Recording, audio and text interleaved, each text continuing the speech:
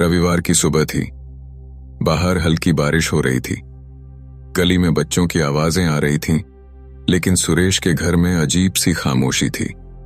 उसकी पत्नी रसोई में चुपचाप चाय बना रही थी और सुरेश डाइनिंग टेबल पर बैठा बिजली के बिल को घूर रहा था।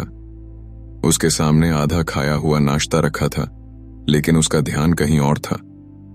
तभी उसका बेटा स्कूल की डायरी लेकर आया और धीरे से बोला, पापा, कल तक फीस जमा करनी है। सुरेश ने डायरी ली, बस 1 सेकंड देखा, फिर बिना कुछ बोले उसे बंद कर दिया। उसके चेहरे पर कोई गुस्सा नहीं था, लेकिन एक ऐसी थकान थी जो धीरे धीरे इंसान की आत्मा तक पहुंच जाती है। उसका बेटा कुछ देर वहीं खड़ा रहा।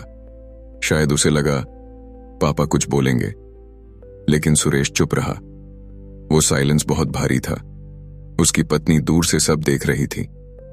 उसने कुछ नहीं कहा, क्योंकि अब इस घर में पैसों की बातें धीरे धीरे बातचीत नहीं, तनाव बन चुकी थीं। सुरेश कोई गैर जिम्मेदार आदमी नहीं था।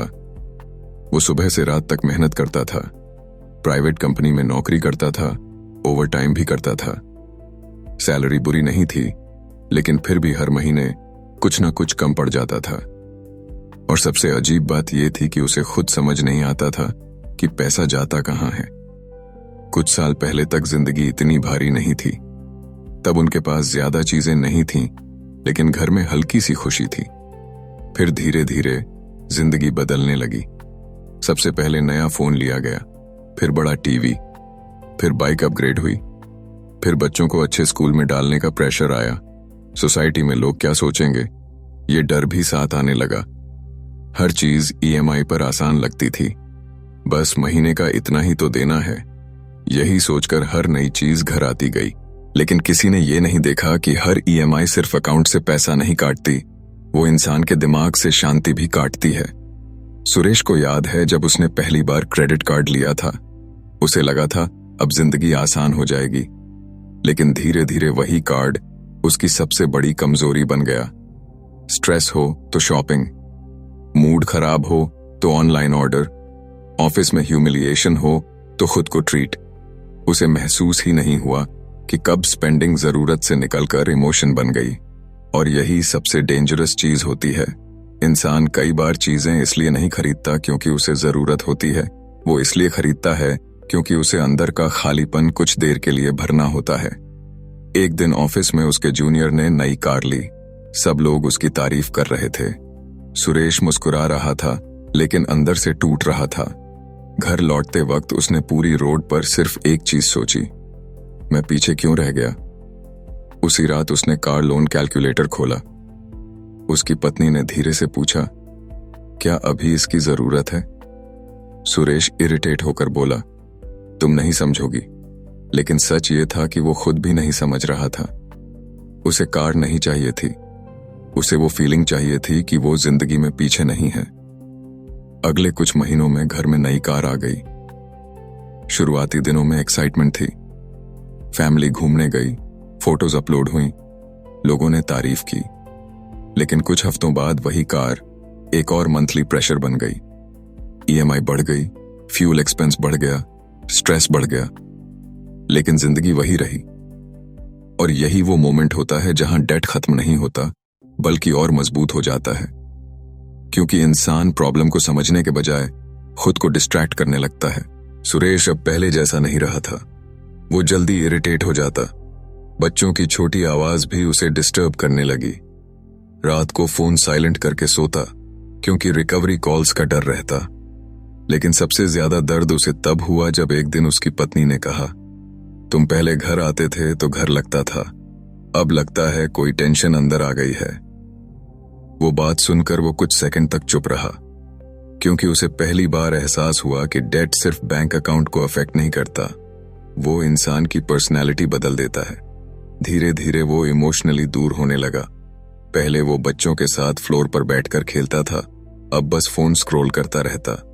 पहले पत्नी से फ्यूचर की बातें करता था, अब सिर्फ बिल्स डिस्कस होते थे। घर में चीजें बढ़ रही थीं, लेकिन कनेक्शन कम हो रहा था। और फिर एक दिन कुछ ऐसा हुआ जिसने उसे अंदर तक हिला दिया। उसका बेटा स्कूल प्रोजेक्ट के लिए माय हीरो पर स्पीच लिख रहा था। सुरेश ने कैजुअली पूछा, क्या लिखा? बेटे ने धीरे से कहा, पहले मैं आपके बारे में लिख रहा था, लेकिन अब समझ नहीं आ रहा क्या लिखूं, क्योंकि आप हमेशा परेशान रहते हो। वो सुनकर सुरेश बिल्कुल शांत हो गया। उसने पहली बार महसूस किया कि उसका डेट सिर्फ नंबर्स नहीं रहा, वो उसके बच्चों की यादों का हिस्सा बन चुका है। उसी रात उसने बालकनी में बैठकर बहुत देर तक खुद को देखा। बारिश हो रही थी, सामने सड़क पर पानी जमा था। उसे अचानक एहसास हुआ कि वो सालों से एक ही गलती दोहरा रहा है।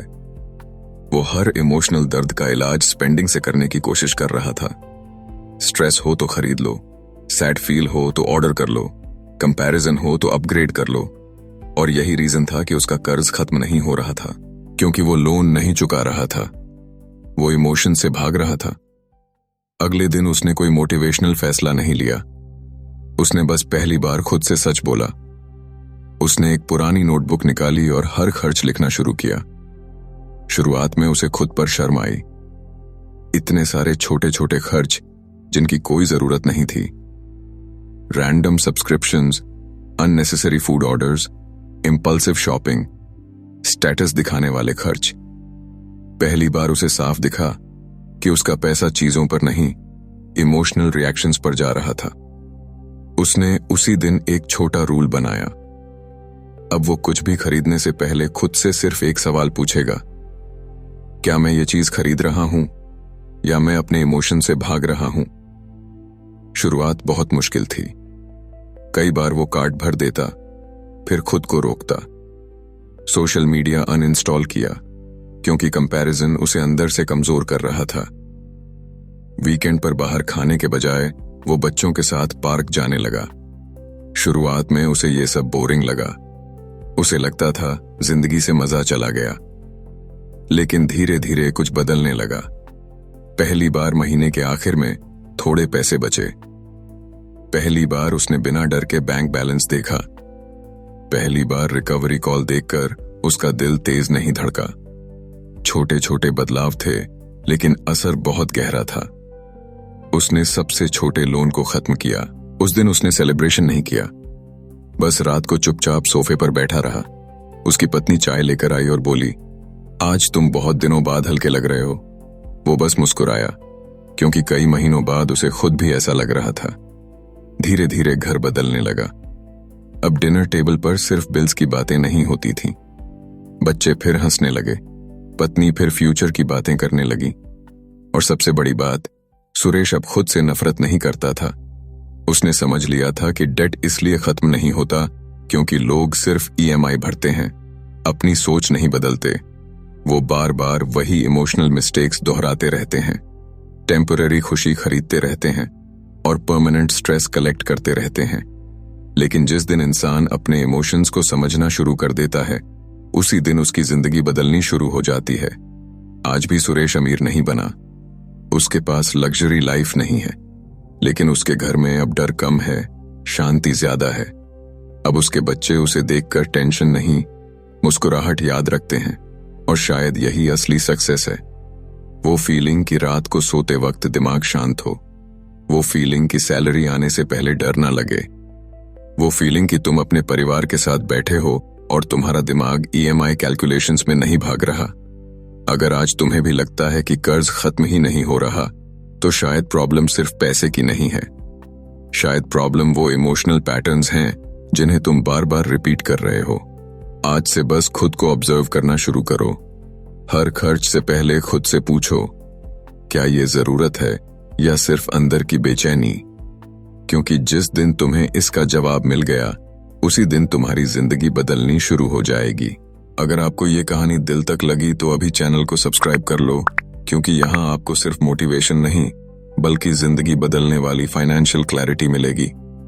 अभी सब्सक्राइब करो और अपने पीसफुल डेट फ्री फ्यूचर की शुरुआत करो।